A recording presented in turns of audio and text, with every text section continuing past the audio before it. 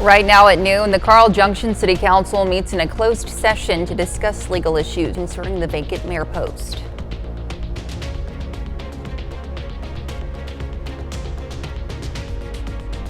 And we've got showers and storms still on the horizon. Some of us have been seeing them through the morning hours. Look at your forecast coming up. Plus, community members attend a special vigil at Pitt State to remember a fallen conservative activist. The 4 states' most watched news starts now. This is KOAM News at noon. I'm Elise Noe. Authorities in Crawford County bring charges against a mother and son following a stolen vehicle investigation. The charges stem from an incident that happened Monday morning when authorities responded to a crash at the intersection of Locust and Jefferson in Pittsburgh. The collision involved a Ford Fusion and a Toyota 4Runner. While authorities were investigating the crash, they received a call from a person claiming their coworker had stolen their Ford Fusion. That person identified Terrain Williams as the thief. When officers began questioning Williams about the theft, he took off on foot. The chase ended at a residence on East Adams Street where Williams began to throw heavy objects at the officers. Williams also claimed to have a gun and threatened to shoot officers. His mother, Denise Kimball Hicks, then arrived on scene and moved toward officers, yelling at them. Officers told her numerous times to stay back, but Kimball Hicks refused. They then took her into custody. Williams also refused to surrender, leading officers to deploy a taser. Once tased, Williams was taken into custody. Authorities charged Kimball Hicks with interfering with a law enforcement officer. Authorities issued multiple charges against Williams, including criminal damage to property, interference with law enforcement, and use of a deadly weapon. Let's take it over now to Chris Warner for a look at today's forecast. Yeah, we've got some cloud cover out there, so still partly cloudy, even in some cases, mostly clear skies, and you can see from downtown Pittsburgh how things are looking so far. Here's the Skywatch Storm Tracker, though. We've had these showers up in our northern counties. We've got some down into Chautauqua County. All of it is what's coming off of that decaying batch of showers and storms from this morning, and we're getting outflow boundaries off this, which has been helping to trigger development and redevelopment, but eventually we'll start to see more thunderstorm opportunities as we head later into the afternoon and overnight hours. Started yesterday at 64 and made it to 94, 4 degrees shy of a record high. Where it's been raining, it's cooler, and Yates Center, you're on the edge. It's still warm, but you're actually below normal right now. You're sitting at 80. Everybody else in the mid to upper 80s, getting close to 90 with those heat index values for some of us already into the low 90s this afternoon.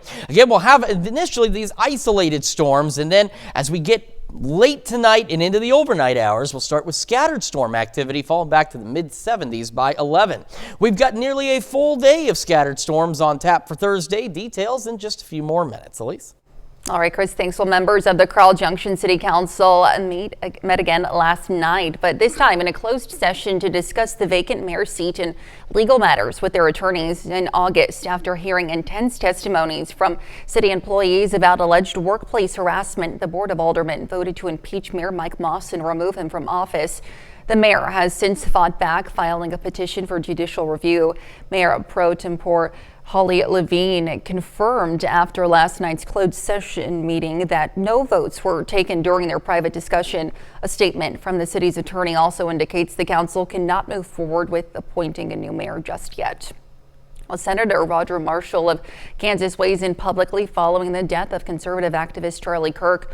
Marshall co-sponsored a resolution that condemns the killing in the strongest terms, offering condolences to Kirk's family while honoring his role as a leading voice in conservative campus activism. He also addressed the U.S. Senate floor in remarks commemorating Kirk's life. Pittsburgh State University's Turning Point USA chapter held a Charlie Kirk tailgate vigil last night at the PSU football stadium parking lot. The event honored Kirk, a conservative political activist and founder of Turning Point USA. More than 1,000 attendees brought lawn chairs and phones to light up the night during an event of praise, worship, and remembrance. Organizers shared a message about continuing Kirk's legacy of political engagement and conservative activism on college campuses. Prosecutors detailed some revealing evidence in the case against Tyler Robinson, accused of killing Charlie Kirk. Robinson made his first court appearance virtually from jail Tuesday. He's accused of aggravated murder, a charge that could bring a death sentence. Carter Evans has the latest. Could you state your name? Tyler James Robinson. Those were the only words spoken by Charlie Kirk's alleged killer in a virtual court appearance Wednesday. I am charged with bringing justice for Charlie Kirk. Earlier, Utah County Attorney Jeff Gray announced the suspect's charges include aggravated murder, felony discharge of a firearm, obstruction of justice, and witness tampering. After shooting Mr. Kirk, Robinson hid the gun, discarded the clothing he wore when he fired the rifle, and told his roommate to delete incriminating text messages and not talk to police. Prosecutors say after the shooting, the suspect texted his roommate, who was also his romantic partner, to look under his keyboard for a note that read, quote, "I had the opportunity to take out Charlie Kirk, and I'm going to take it." Roommate responded, "What? You're joking, right?" Robinson, "I am still okay, my love, but am stuck in Orem for a little while longer yet. Shouldn't be long until I can come home, but I gotta grab my rifle still. To be honest, I had hoped to keep this secret till I died of old age. I am sorry to involve you." Roommate, "You weren't the one who did it, right?" Robinson, I am. I'm sorry." Prosecutors say the roommate provided those texts, and in subsequent messages, they claim, when asked why he shot Kirk, the suspect replied, quote, "I had enough of this hatred. Some hate can't be negotiated out." Later, writing that he planned the assassination for over a week. Prosecutors also say the suspect appeared to be concerned over hiding the alleged murder weapon, which he called Grandpa's rifle, allegedly texting his roommate, "I might have to abandon it and hope they don't find prints. How the F will I explain losing it to my old man?" Robinson again, "Delete this exchange." It was the suspect's father, prosecutors say, who called his son after the FBI released surveillance images of the alleged gunman.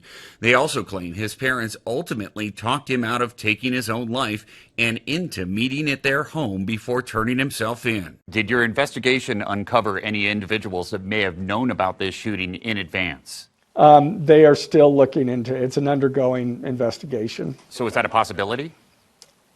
They haven't ruled that out. The county attorney emphasized that while his team has outlined the allegations, the suspect is still considered innocent until proven guilty. His next hearing is scheduled for September 29th, and the judge said he'll be given a court-appointed lawyer. Carter Evans, CBS News, Spanish Fork, Utah. Well, coming up, some students in Joplin get a head-to-toe medical screening thanks to some other students. And later, we're making a Parmesan onion board in the Mr. Food Test Kitchen.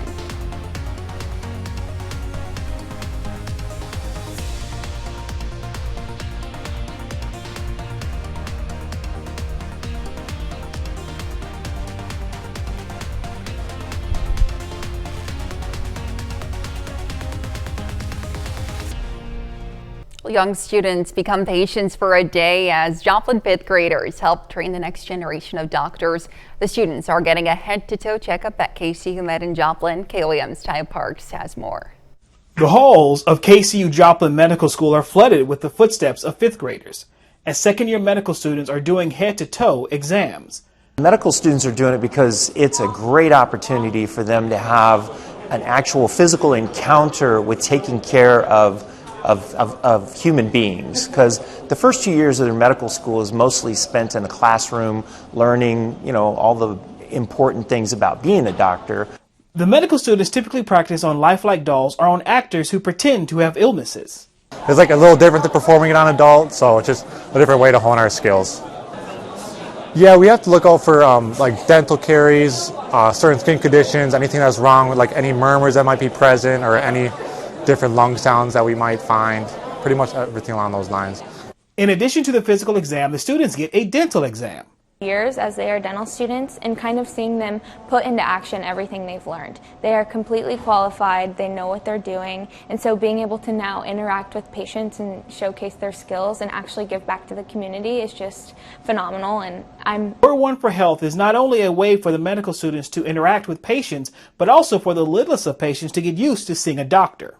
It will help them overcome any sort of white coat syndrome. Probably what she has to do is just so if the kids are anxious or a little uneasy when they go to their wellness visits with a pediatrician or when they're sick, this gives them more of a relaxed feel to overcome that white coat syndrome and just be comfortable and see too that could be me when I grow up. In Joplin, Ty Parks, KOAM News. Now, if something was found during the exam, the children were referred to a physician for follow-ups. The Southeast Unified Golf Tournament teed off at Four Oaks Golf Course in Pittsburgh this morning. The event, hosted by Special Olympics Kansas, brings together athletes with and without intellectual disabilities to celebrate inclusion, sportsmanship, and community. With more than 60 teams participating, the tournament saw significant growth from just 12 teams last year. We have had so much growth with this event. We actually ended up getting a grant for some golf equipment, and it really paved the way to have some of these teams that haven't been able to golf in the past be able to golf. And we have a great partnership with Four Oaks that's also opened their course up so that people can learn how to golf.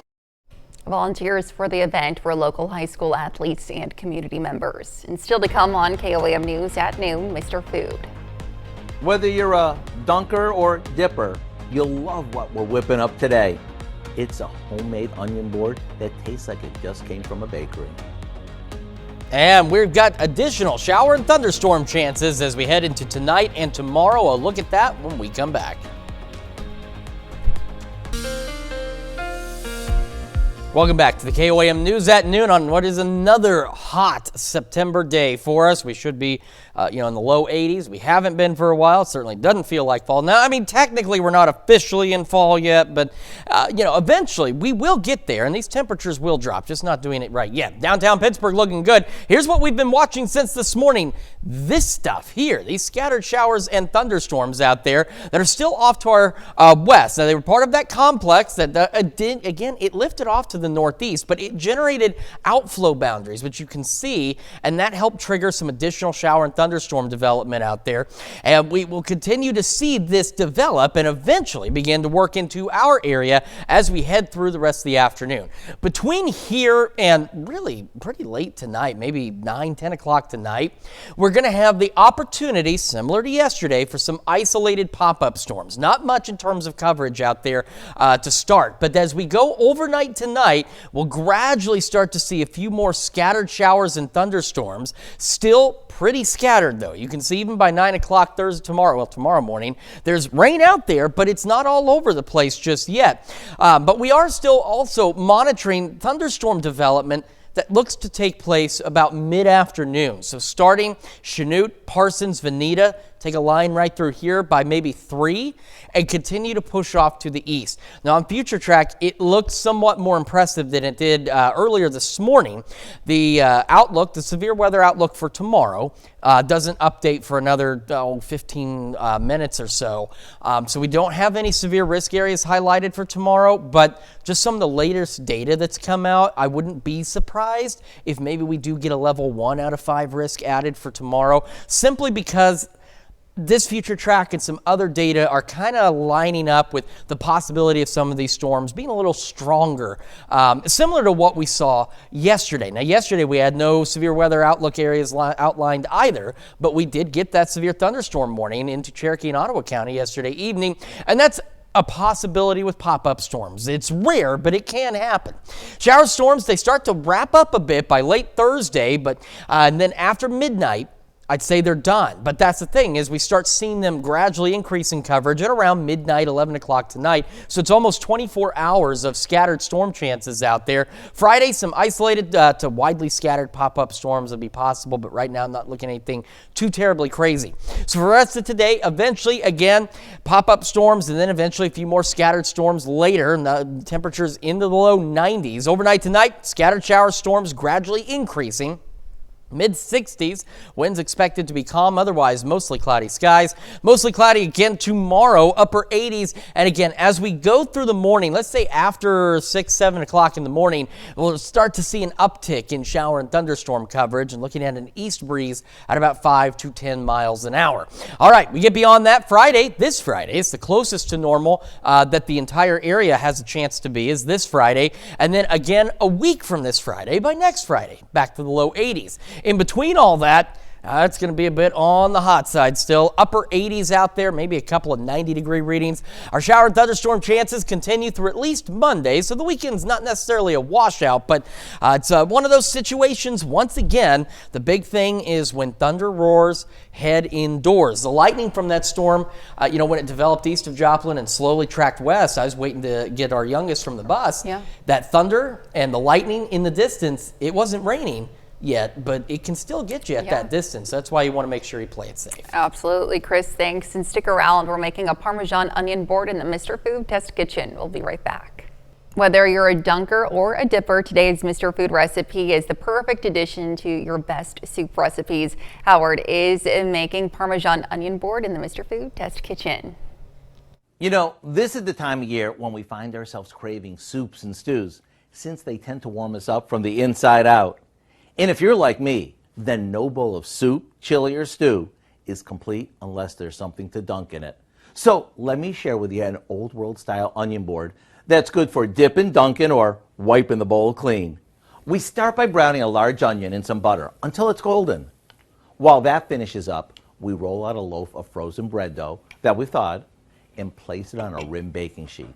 Once it fits perfectly, we brush it with a beaten egg and spread the sauteed onions over it. This looks amazing. Now, we sprinkle on some poppy seeds and a bit of Parmesan cheese, and into the oven it goes. There you have it, a perfect fresh from the oven solution to dip or dunk into all your comforting favorites. To be honest, it's so good, I could eat half of this before it ever gets to the table. To get the recipe for our Parmesan onion board, all you have to do is check out our website. I'm Howard of the Mr. Food Test Kitchen, where today we found a freshly baked way for you to say, ooh, it's so good. You can find this recipe along with a lot more good food from the Mr. Food Test Kitchen online. Just go to our website, of course, that's KOAMnewsnow.com. Now let's take a look at the 4-state market prices.